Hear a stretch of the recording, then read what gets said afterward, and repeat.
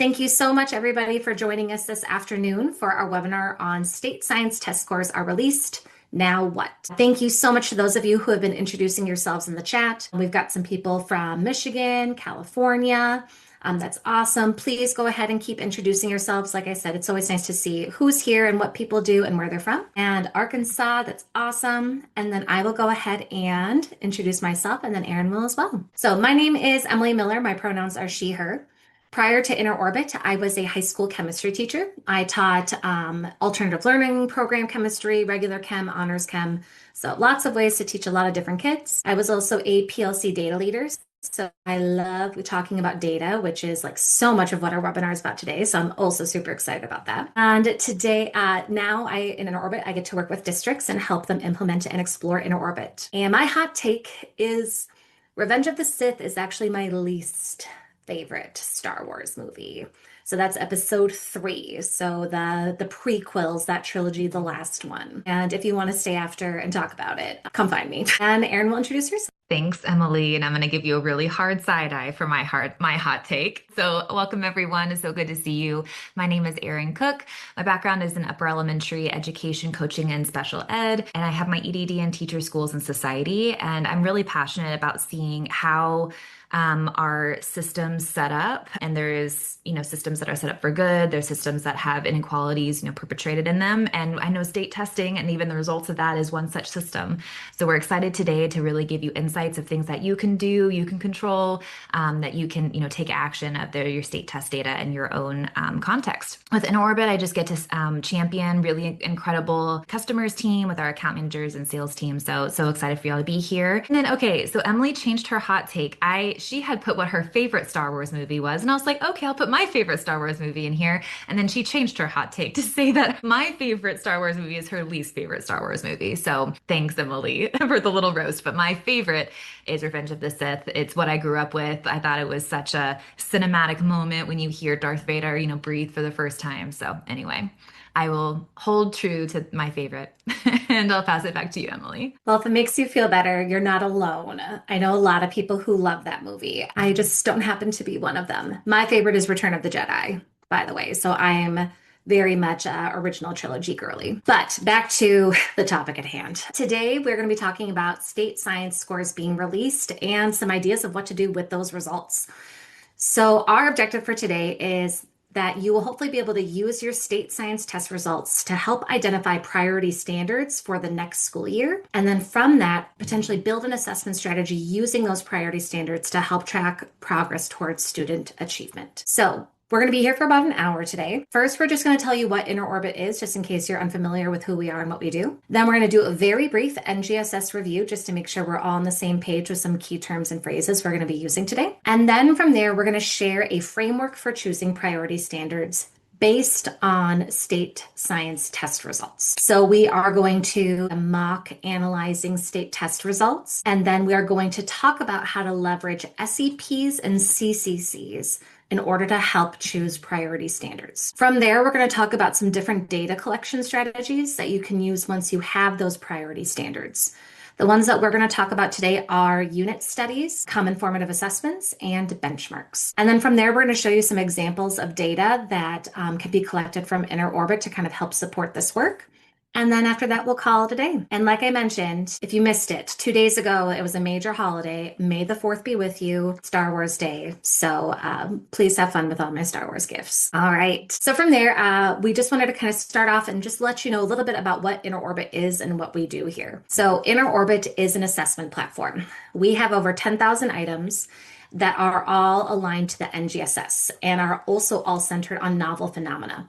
So students are going to interact with the novel phenomena, and then you have an item bank to choose from to then help build these high integrity, rigorous 3D assessments. And then you get these really detailed 3-dimensional reports that you can really use to kind of help make that really impactful instructional shifts or changes if needed. We also really aim to make the NGSS more accessible for both you and your students through innovative approaches to sense making. So if you've been around for a minute, the NGSS can be a lot.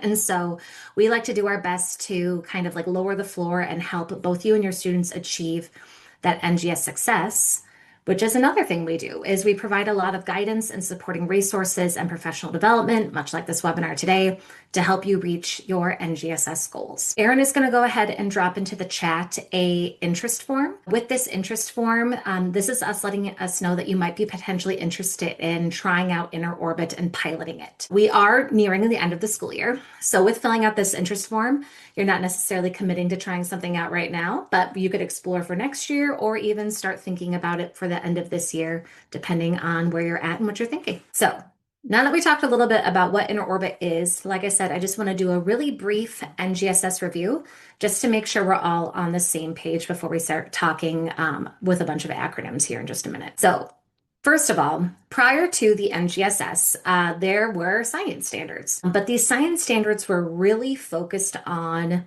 facts and content and knowledge. They were very recall-y, so having students memorize a lot of information. With the NGSS, we've seen this shift towards performance expectations. So performance expectations, or PEs, are the standards within the next generation science standards. And the big shift that these took is they're really written in a way to have students represent, to demonstrate their understanding. So they have to physically do something to show us that they understand, rather than simply memorizing different facts. And with these performance expectations, one thing they all have in common, K through 12, is they all incorporate 3 different dimensions. So the 3 dimensions that are going to be woven into every single performance expectation, every single standard.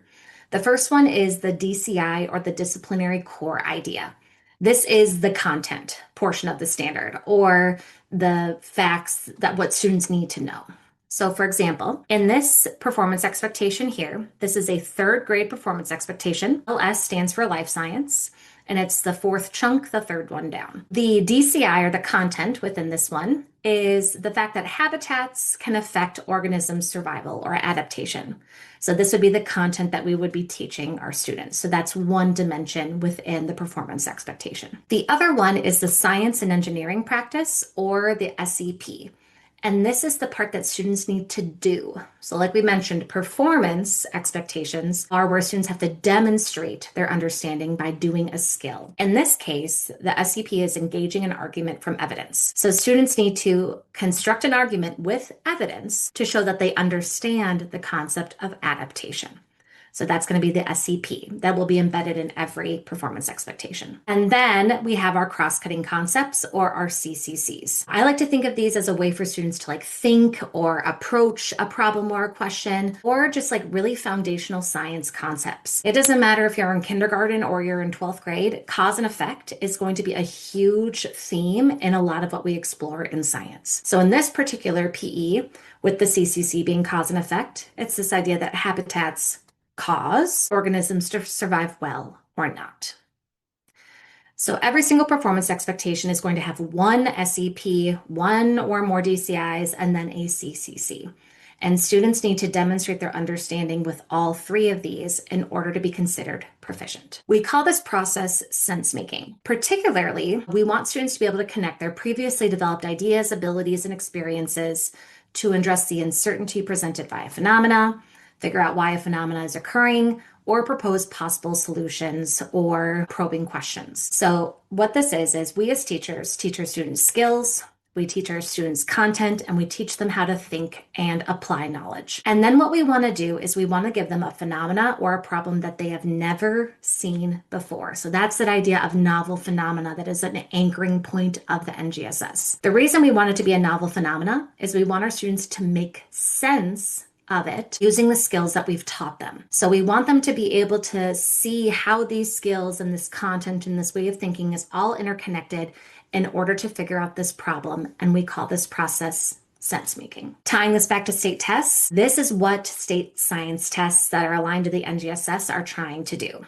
They are assessing students' ability to make sense of novel phenomena using the 3 dimensions. Your state science tests are going to have some real life situation, and then there's going to be questions that are tied to those 3 different dimensions, and students need to apply what we've taught them in order to figure out something they have not seen before. It's a lot. So keeping that in mind, we again are going to talk about how you can state science test results to try to help choose some priority standards, to then try to help build an assessment system to really help monitor and track growth to help students become more successful over time. And with that, Erin is going to go ahead and introduce this framework for choosing priority standards based on state science test results. Thank you so much, Emily. And this is the biggest thing that we've seen, all of the amazing districts and schools that we support across the country. The most powerful way to leverage state science test data is to use it to shape your next year. And so many times we do see that state science test data, like it comes in, we get measured by it, and then we kind of just leave it behind. And it's tough because, as we'll see throughout the presentation, sometimes the data is really, really high level. So that's what we're trying to do here is to help you break down some of this high level, possibly seemingly like disconnected data from your, maybe day-to-day practices or your coaching and supportive teachers. And how can you boil down those results to help you pick some priority standards of where you can focus for the next year to continue to grow student sense making and to grow student proficiency on the standards. So there's probably many things you can do with, state test results, but this is the one that we see have the most success connecting that large piece of data to your work for next year is to pick those priority standards. So to make sure we're on the same page of like, what do we mean when we say priority standards? We'll kind of have this working definition today, is that when we say priority standards, we'll be referring to the highest level learning goals that anchor like major concepts and practices within a grade level or course. They're going to represent the standards that students need multiple opportunities to engage with over time in order to build deep transferable understanding. And really the purpose of like, why would we have priority standards? Aren't all standards important? As you look at your, 20 to 25 standards for a grade or course. The purpose of really being able to narrow down out of the large, bank of standards is to really help educators and also those who serve as support for educators, like coaches and admin, focus on the standards that have the greatest impact on student understanding, ensuring students have repeated, meaningful opportunities to develop and apply key skills, and also to decide what data to collect and how to respond instructionally. So really having priority standards will help not only those who support educators, also help educators in their work know that out of everything they can improve on, what are some small specific steps we can take to grow? Because saying we just need to improve on everything is just, we're going to be a mile wide and an inch deep. So we really recommend having some priority standards that are set from data, which is, what we're looking at is the state science test results. And from our work with different districts and schools, we see to recommend to have a maximum of 8 priority standards. If it were me, I would do something around 6, just to really make sure it's a meaningful deep dive into these are the main standards we're going to be focusing on this year. And when we say focusing on this year, it doesn't mean that we're not teaching the rest of the standards. It just means that we're going to build teacher capacity, student growth, and these priority standards. We're going to really make sure we hit these really hard in the best way we can. And then even within thinking about how many priority standards to pick, one thing we're going to recommend too is having a thematic science and engineering practice or cross-cutting concept can also help narrow down having too much priority. Is that maybe within those priority standards, there's only 2 as a maximum, maybe practices or cross-cutting concepts you can focus on. And that's what we're going to talk about today is, how can you even find those? But that's what we're talking about is like lots of priority standards, try to get it down to 8 with maybe 2 SEPs or cross-cutting concepts. So again, the connection of priority standards, setting priority standards as a result of state science testing can help you avoid this trap of trying to do it all while giving students meaningful, repeatable practice on key standards. So if we're setting priorities, as coaches or support or as teachers, students will also feel those impacts. And something we'll talk about today too is that while state science test results don't always provide a lot of detailed information, the information that is shared can be a good starting point in selecting the priority standards. So how we're going to frame our time today, and this is kind of the framework that we recommend you using when you get those state test results. These are the 5 questions that you can guide yourself through. We're going to be diving into each of these 5 questions with examples from actual state test results as well. But this is the framework you can use of when you're first sitting down looking at those results over the summer or now if you get them early, of how you can narrow down the data to get to those priority standards. So the first thing you can look at, the first kind of narrowing chunk, is to think and look at what grade levels or bands need more support. So specifically, and we'll show you some examples of this, is that you'll probably have access to, most states do, % of students who are proficient at each grade level. So you can really, and typically most states are grade 5, grade 8, and something in high school. So out of all of those, you, especially if you're looking at a district level, you can really kind of narrow in what grade level bands am I wanting to support and need the most. The next kind of to chunk in is about what content areas need the most support. Most states show content areas about life science, physical science, and earth and space science. So not only can you look at what grade levels need the most support, then from there you can say within those grade levels, is it life science, physical science, or earth and space science that kiddos are needing the most support with? Within that, to narrow it down even more, you can consider what SEPs or skills might need more support within that. Very few states, there's like only one or two that I can think off the top of my head, actually do report out an S. So if you have the access to that in your state test, great. And if not, we actually have a resource for you today to help kind of narrow down the SEPs, especially if your state doesn't report on that. From there, you can really think about what SEPs and CCCs are the most common within this grade level band or content area. And that's actually the tool we're going to show you, is that if you find out that it's 8th grade life science that needs the most support, but you're not sure what SEPs are within that, we'll give you kind of like a chart where you can see, well, these are the most common SEPs. So it's a really good bang for your buck to focus in on those. And the reason why we're thinking like SEPs and cross-cutting concepts are the most important parts of the standards to focus on is that they spiral over time across that grade band. So if you're testing in 8th grade, developing and using models at that middle school rigor, kids will see that in 6th grade across multiple units, 7th grade across multiple units, and then 8th grade across multiple units. So if you focus on something that gets repeated and built on over time, and then also the SEPs and the CCCs are the vehicles, right, of sense making, then we're spending a lot of time focusing on things that matter. Then finally within there, and we'll walk through this with examples, you'll get down to, once you pick your grade band, content area, SEPs and CCCs, you'll then be able to have selection of which are the actual standards, what are the PEs within that grade level band or content area have those most common SEPs and CCCs, and that's what you're ending with to whittle down the state test results down to those priority standards. So I'm going to pass it back to Emily, and we're going to go through these 5 questions with examples so you can see how that train of thought might flow. So back to you, Emily. Awesome. Thank you so much, Erin. So we're going to look at 2 different sample reports from state science test data. So obviously there's a lot of states. So while your state results might look different, what we have found over time is there are a lot of kind of like repeated similarities. So while these reports might look a little different, you can still use that same framework and those same guiding questions as you look through them. So one of the first things we just wanted to kind of talk about and acknowledge, and we already mentioned this a little bit, is state science test results tend to give really high level data. And with that high level data, it can be really hard to know what to do next. There is a lot of data on these reports. There's usually the percent of students at each performance level. So like what percent of students got a level 1 or a level 2, etc. Like your average scale score. So on average, how did your students do? One tool that is really nice is the comparisons to either the state average or previous years. So you can use that state science test as a measurement of growth over time. And also when you compare it to your state, it kind of gives you that like benchmark average to kind of compare yourself to as well. Another really nice source of data is that sometimes it has the subgroup breakdowns, the domain breakdowns. That's what we were mentioning with like the life science, earth and space science, and physical science. And sometimes you can also see trends over time and then participation metrics as well. While that's a lot, it can still be really high level. So let's go ahead and, oh, that's right. So one thing that we wanted to ask you all before we actually kind of dive into using that 5-question framework is just what has your experience been with receiving test results? What steps have you taken based on the test results, and have you done anything that's been really helpful for you? So like I mentioned, we're about to go through this 5-question framework, and this is one process to go through. But we would love to hear if you have done your own process after receiving state science test data and if you found anything helpful in that process. So again, this is where we practiced in the chat earlier by introducing ourselves.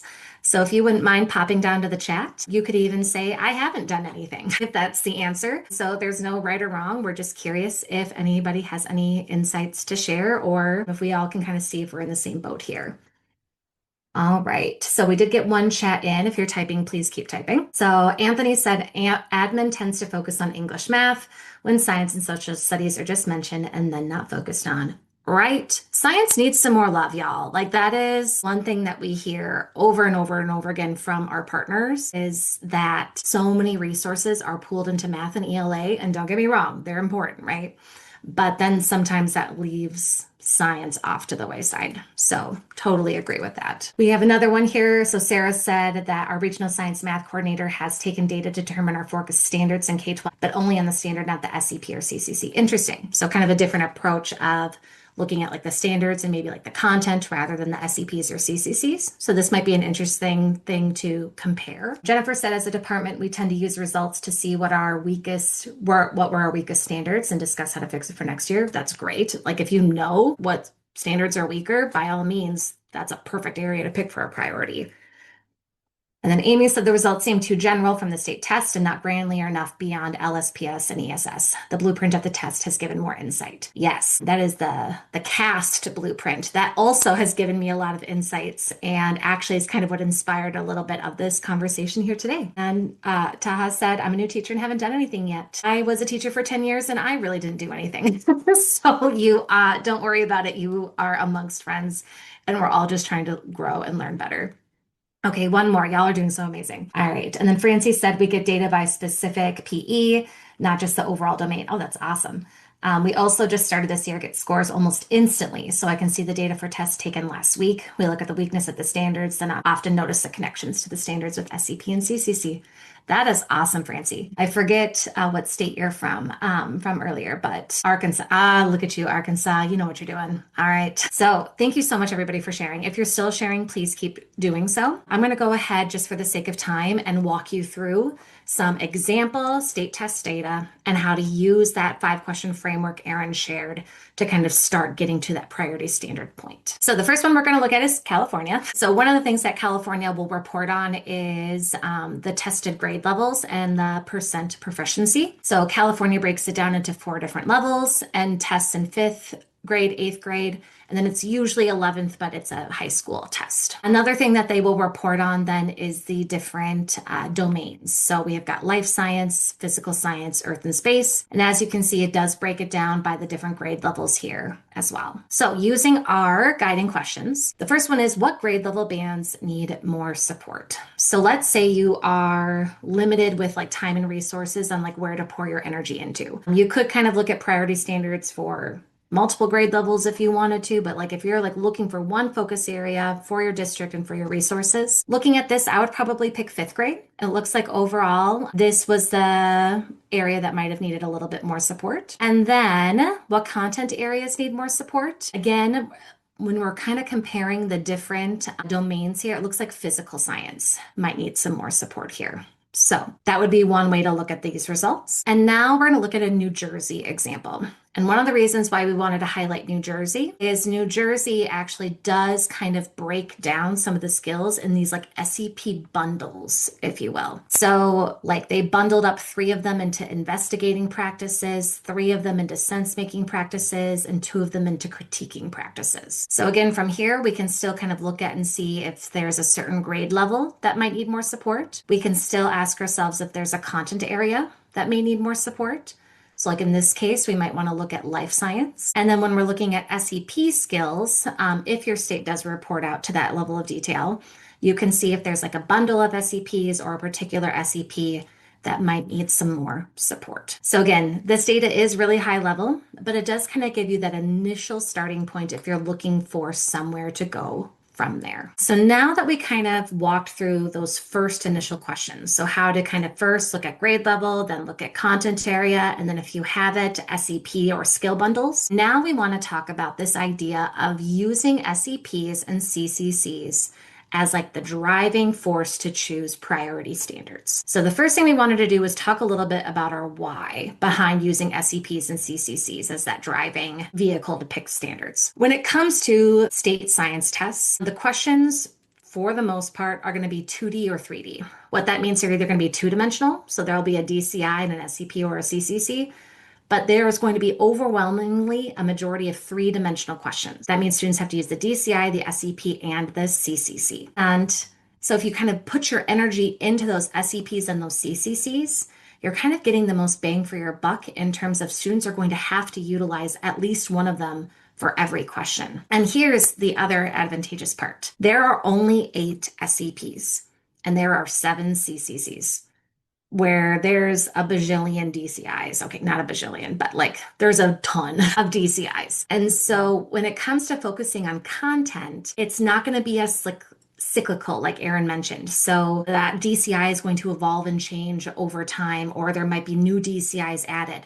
But these 8 foundational skills and these 7 foundational ways of thinking are going to be repeated and growed upon across all different grade levels and content areas.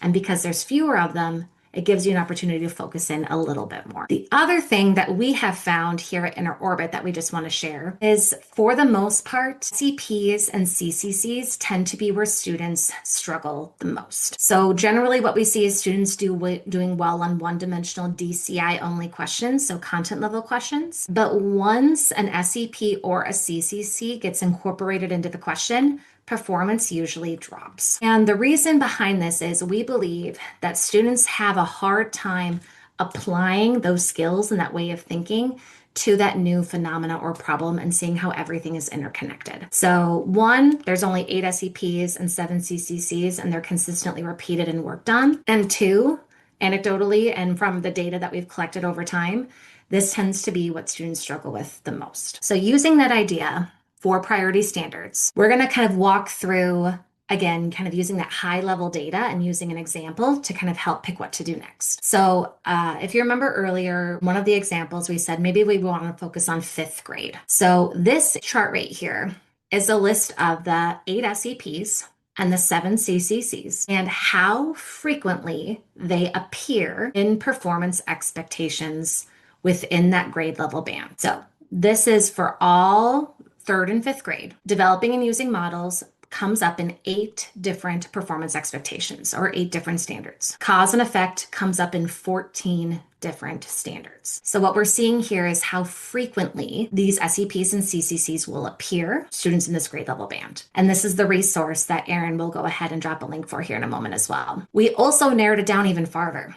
Let's say you want to specifically look at 5th grade. So from 5th grade, we drilled down how frequent SEPs and CCCs were within just the 5th grade PEs. So as you can see here, when we're asking ourselves what PEs have these common SEPs or CCCs, we have engaging an argument from evidence popping up 3 different times, and we have cause and effect popping up 5 different times. So based on that, it might be beneficial to pick a priority standard that has this SEP and or the CCC. So 5PS has the SEP of engaging an argument from evidence, which is one of the most common SEPs in 5th grade. And it also has the cross-cutting concept of cause and effect, which is also one of the most common CCCs at that grade level. I do want to mention, you're not going to find a ton of PEs that are a 2-for-1 like this one that happen to have the most common SEP and the most common CCC. But if you can at least find one, like Erin said, max of 8, maybe shooting for 6, this would be a great one to include in those priority standards. And I want to show you another example here too. So now let's say you're focusing on that content area. So let's say we're looking at high school. So again, this chart right here has the most frequent SEPs and CCCs, has the count of how frequently these SEPs and CCCs pop up in all of the 9 through 12 high school performance expectations. Now, what we did on top of this is drill it down even farther and focus now just on high school life science. So if we're looking at high school life science and we want to know what PEs have the most common SEPs and CCCs, constructing explanations and designing solutions is the most frequent SEP in high school life science, and cause and effect is the most frequent CCC. So we can find ourselves a standard like HSLS 4.4 that has constructing explanations and designing solutions and cause and effect. And again, like I said, you're not always going to get like double whammy here where you're going to be able to get both in one PE, but it's a good place to start when trying to find those priority standards. So what we've done is we've made some PDFs that break down 3 through 5, 6 through 8, 9 through 12, and then also break down the content areas in the middle school and high school to help you try to pinpoint which SEPs and CCCs are more frequent. The reason why we're looking at frequency is state science tests tend to reflect the frequency of SEPs and CCCs found in the standards within the test. So what that means is If an SEP or a CCC is more common within a grade level band, there are usually more questions tied to that SEP and CCC. Now, is this a foolproof, absolute saying? No. But if you think about it, if you're trying to write an assessment that is looking at the proficiency of all of your fifth graders in their standards, and a majority of the standards have a certain SEP, you're probably going to be assessing on that SCP if you want that overall picture of how your fifth graders are doing. And this is something that I wanted to share with all of you that when I was doing this deep dive, I found fascinating. When you look at elementary, so grades 3 through 5, when you look at middle school, grades 6 through 8, and when you look at high school, grades 9 through 12, the most common SEP in elementary, developing and using models, the most common CCC is cause and effect. Same for middle school, same for high school. In fact, 29% of all PEs have developing and using models as the SEP, and then 26% of all PEs have constructing explanations and designing solutions as the SEP. So if you math with me here for a second, over 50% of all standards either have developing and using models or constructing explanations and designing solutions as the SEP. So if I'm going to pick my priority standards, maybe the two that pop up over half the time might be a good place to start. And then for the cross-cutting concept, cause and effect comes up 34% of the time. So a third of the standards have cause and effect. So even if you don't have some state science test data yet, or even if you don't have access to it, or you can't drill down farther, this right here kind of gives an idea or a framework of maybe where to focus some energy and effort with those priority standards for. And like I mentioned, Erin will drop in the chat a link to this resource so you can explore how frequent these different SEPs and CCCs are for different grade level bands and for different content areas, if you kind of need this roadmap to help explore this as well. All right. And with that, so with that 5-question framework, the idea would be after that process, now you have your 6, maybe 8, whatever priority standards. So you looked at your grade level band, your content area, maybe an SEP bundle. You looked at how frequent they were, and then you picked some PEs. Great.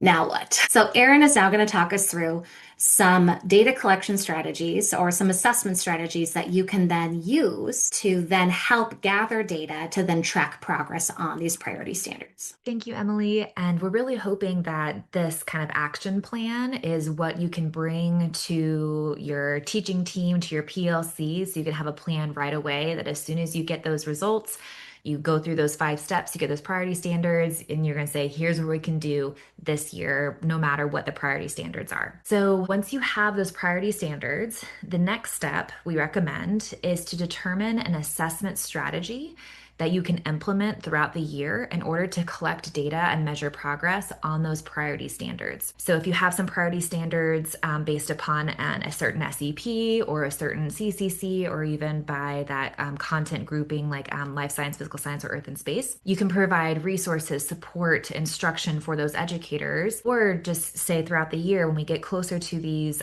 standards, we're going to have extra focus or extra support around them. But within that, we really recommend having assessment strategies of those priority standards. So you can see, one, do those interventions or support or conversations that our team PLCs, did to support them, were they effective? And then also, how can we keep peeling back the onion about those standards to see really what is it that kids need in those priority standards? Because even just getting down to one priority standard, there's still the 3 dimensions. So are the kiddos struggling with the DCI or the SCP or the CCC even within that priority standard? So we have this flow chart on the bottom right corner of your screen that kind of helps you think about, when I find my priority standards, what could it look like throughout the year to support my teachers and my students with these standards? So we're going to start at that pink bar saying we have our priority standards, and we're going to look for where those standards show up in our scope and sequence. So the first path on the left is you might find those PEs, those priority standards, are clumped into a unit.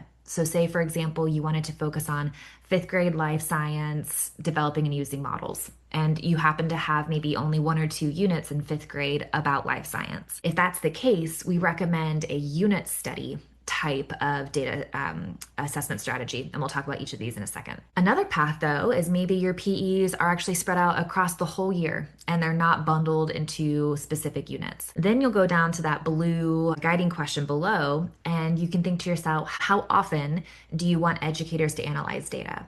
So thinking about the frequency of what you want to assess, and then analyze and then discuss data, kind of think about your systems and context. And if you want to just track those priority standards just a few times a year, beginning, middle, and end of year benchmarks might be a really interesting strategy. Or on the right side, if you want educators to analyze data as often as possible and quick bite-sized little pieces and, small PLC structures that you might already have, then common formative assessments might be an interesting strategy for you.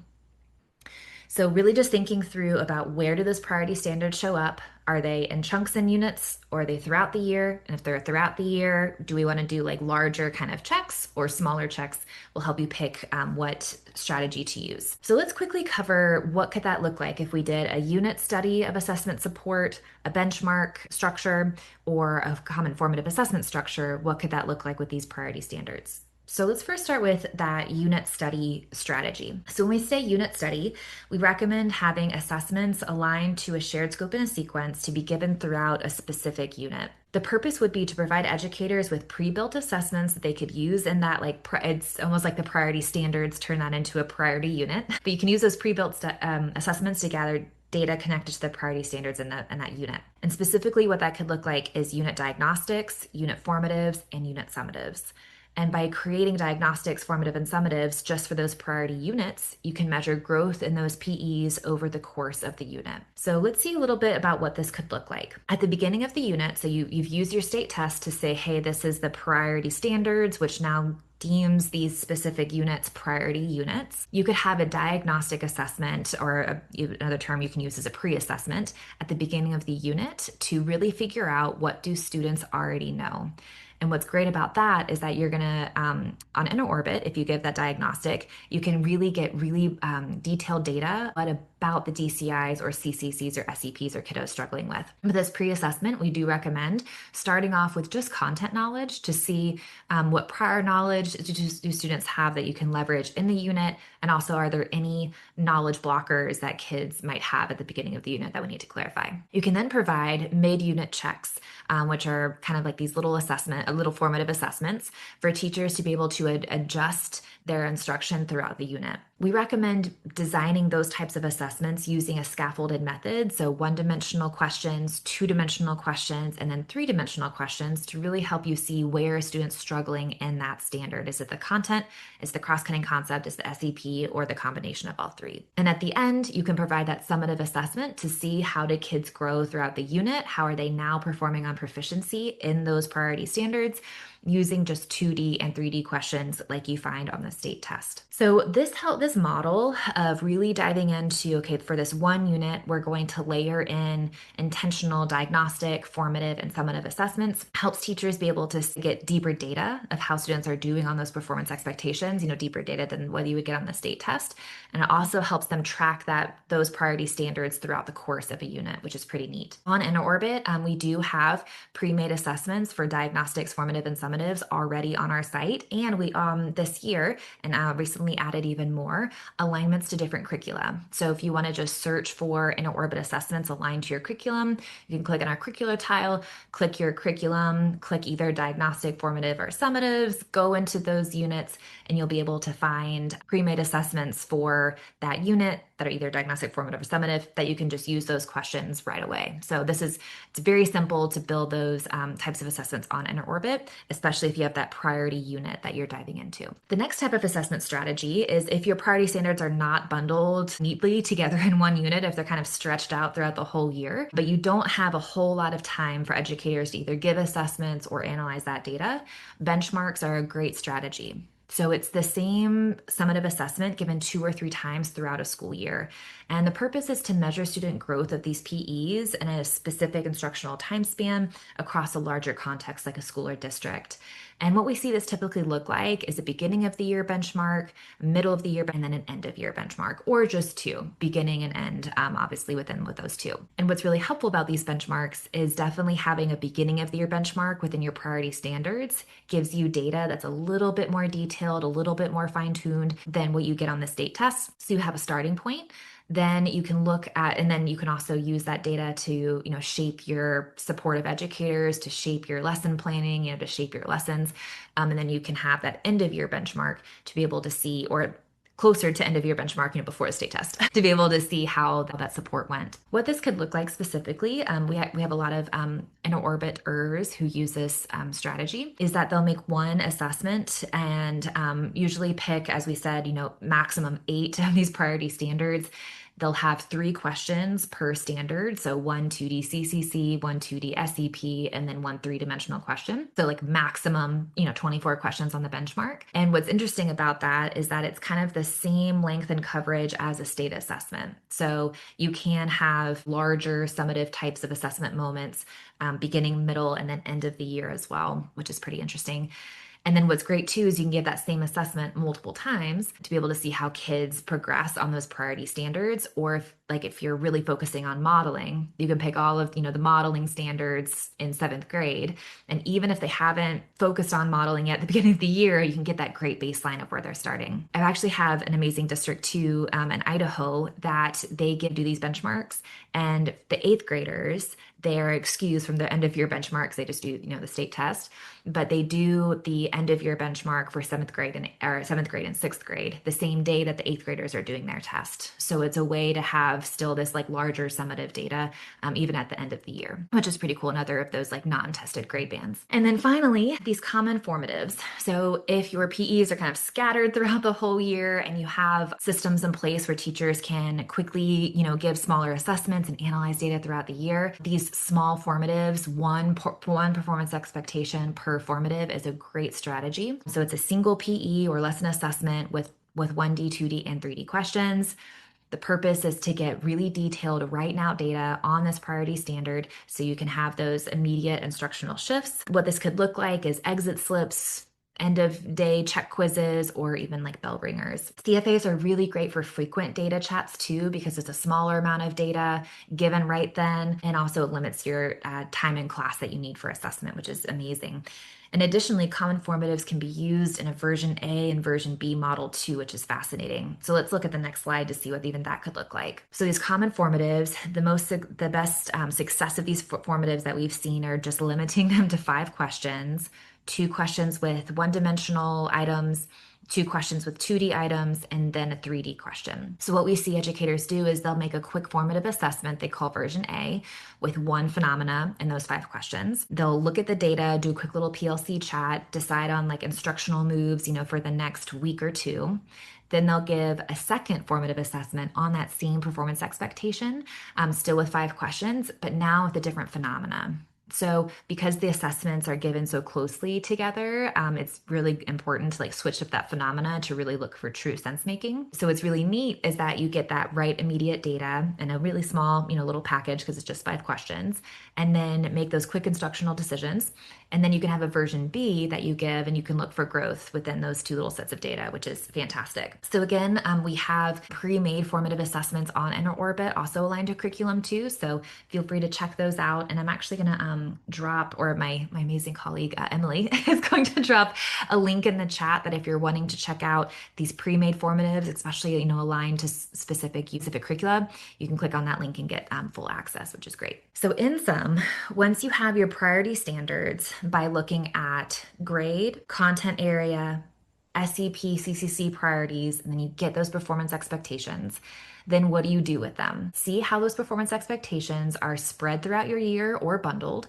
If they're bundled very neatly into a specific unit, do unit assessments or have unit studies together where you're having an enhanced layer of data gathering so educators can really make decisions in that unit and have some traction about those priority standards with extra data. If your priority standards are scattered throughout the wind and you really don't have systems for data analysis frequently, benchmarks are fantastic. You'll get data at big chunks throughout the year to see how kiddos are growing, and you'll also get more detailed data about how students are performing on those priority standards. And then with common formatives, if they're throughout the year, but you actually do have nice little systems, you can say, hey, these 8 standards throughout year are going to have some common formatives where you can get even more data about how your kids are doing on this standard right now, and then have a little A and B version, which is pretty neat. So I want to be good with our time, but I'll put this thought into the ether. And if you want to respond in the chat, feel free to do so because we have some good chatters here today. Is which of these assessment strategies resonate the most with your current context and goals, and why? When you think about your action plan from your state test data, which of these assessment strategies seem the most doable for you and your team? From there, while you're thinking, we just want to show you a couple examples of what that data collection could look like on Inner Orbit, just to give you some inspiration about if you want to continue to track those priority standards through the year, get more detailed analysis about, where are students really needing support. These kind of visuals can give you a little heads up of what that could look like. So at a high level, we have a district report on Inner Orbit. And what's really great about it is it breaks up all of the dimensions by DCI, SEP, and CCC, and then also by school. So for example, if you're really seeing that, fifth grade life science needs a lot of support. And then as Emily said, modeling is a huge SEP for, fifth grade. You can look and see how each of your schools are doing with developing and using models. So no matter if you do the unit study or benchmarks or CFAs, all of that really amazing data feeds into this district report. And then this kind of gives you some insights of where you can advocate for those schools, where you can spend more resources and time supporting specific contexts or specific schools with that priority SEP. So the district report's a really great way to kind of see that breakdown of your priority standards then by school to allocate resources accordingly. You can also, on Inner Orbit, have a dimensions report. So, that typically the high level data we get is fifth grade life science, needs support. But even within life science, there's so many breakdowns of the different DCIs of what that could look like. But then you can also gather all of that data, again, no matter what assessment strategy you pick, and have insights on the CCCs and SEPs. So I think what's interesting too, I think we have a couple Inner Orbiters actually here today. When you get your state test data back and you kind of see, okay, middle school physical science, you can look at that table to see, is modeling a prevalent SEP? What about constructing explanations? You can kind of look maybe at the most frequent SEPs and then look at your Inner Orbit reports. And that will help you even pick from that high level list of where you can spend some of your time next year in your priority standards. Even within that, once you pick an SEP, you can unpack it on Inner Orbit to see which grade bands might need the most support with that SEP. And then even what are the elements of that grade band that you can really fine tune into that. Because even if you're like, okay, modeling fifth grade needs help, what does that look like for modeling at fifth grade or investigating middle school? What does that look like? So these elements really give you the practical pieces of the standard that were assessed or the element pieces of the standard that were assessed. So you can really drill it down to, okay, I can see here grades 6 through 8 needs the most support. And that last element that kiddos need help collecting data to produce data to serve as a basis for evidence. So it's okay, great. We're going to be talking about how can we use data from investigations as evidence for explanations. Like that's the niche that we're going in to support our teachers with. And then finally, there's a lot of really cool data on the assignments report. Teachers really love this data breakdown because you can really see across your different questions. So here in this little appearing or this little question progression here, we can see that students did really great on that DCI question. You did also pretty well on the DCI and SEP or the DCI and CCC question rather. But once the SEP starts to come into play, the scores were decreasing just even on this assessment. And this is a great example of a formative assessment with just 5 questions and all of the data you can get. And what's cool in the assignments report is that you can really pull apart the questions as well and kind of see, what was it about this SEP and this question that kids struggled with. So here in this 2D SEP question, we can see that there was a specific type of data set, figure 2, that was being referenced. And then if you unpack the other 2 questions as well, questions 4 and 5, they were also referring to this figure set. So educators really like looking at this and say, okay, what type of data is that? What type of graph is that? Do we discuss that type of graph? If not, let's talk about even just general graph understanding skills. We don't need to teach that specific graph, but what is it about that graph that maybe threw kiddos for a loop? So that's really nice practical ways to even give some misconceptions or examples of what kiddos can support and figure out. And then finally with Inner Orbit too, a lot of folks like to use our data to track growth over time. So specifically in the dimensions report, you're able to filter for quarter 1 versus quarter 2 or benchmark 1 versus benchmark 2 and be able to track the growth throughout the whole year. So sometimes what's hard with the state test is you just don't know where you are until you take it again, right? So this way you can at least have your priority standards set. You can have, the assessment structure you can use throughout the year to give your teachers even more data on those priority standards. But then you can also have a really tight pulse of how those standards are going throughout the year. So it just helps the state test not be as much of a surprise, is that when you have that data to track it over time. So we're really passionate about really helping these more nebulous types of systems serve you and serve you as educators. So we really hope our conversation today gave you some tools. And so Emily's going to wrap up what those tools are, and then we'll give you more information about your next steps. Thanks, Em. Thank you so much, Erin. So our goal today was we wanted to be able to help you provide a framework to help you identify some priority standards based off of your state science test results, which you can then use to kind of build an assessment strategy so you can track progress towards those priority standards. So just as a reminder, this kind of like the breakdown of how you could potentially pick priority standards using your state test results is first focus on grade level bands, then see what content areas might need support.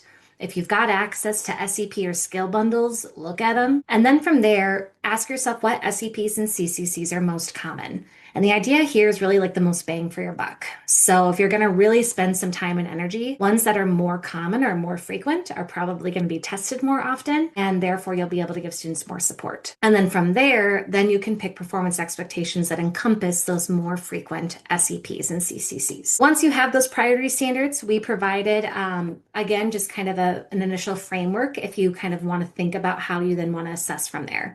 Obviously, there's lots of ways to collect data. There's lots of ways to assess. This is just a suggestion, especially if you just kind of want an idea of maybe where to get started, or if you want to start with one assessment system. This could be what could best serve the priority standards that you picked. And this is like one of my favorite movies, or sorry, one of my favorite moments from the first movie where it's working. So this goal that if you start doing this work, you'll see that growth and hopefully figure out that it's working. Thank you so much for being with us here today. So we want to leave you with just a few next steps in case you're interested. Erin will go ahead and drop in the chat one more time our interest form. So it is what it interest form. You're not committing to anything. You're not signing a contract. You're letting us know that you're interested in potentially exploring Inner Orbit more.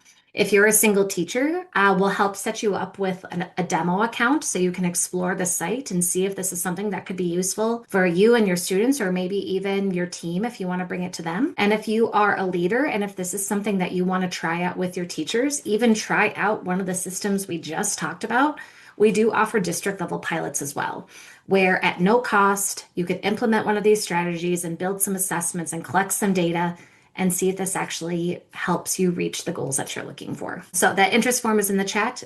Please feel free to fill that out if you're interested in connecting with our team and learning more. Also, feel free to check out our YouTube channel. We post every webinar we ever do onto YouTube. So if you want to see anything else that we've done, or if you want to go back and reference something from before, that's where you can find it. And if you just have any general questions, or if you want to anything, you can always email us at inquiries@innerorbit.com. And as we say in the Star Wars land, may the force be with you all.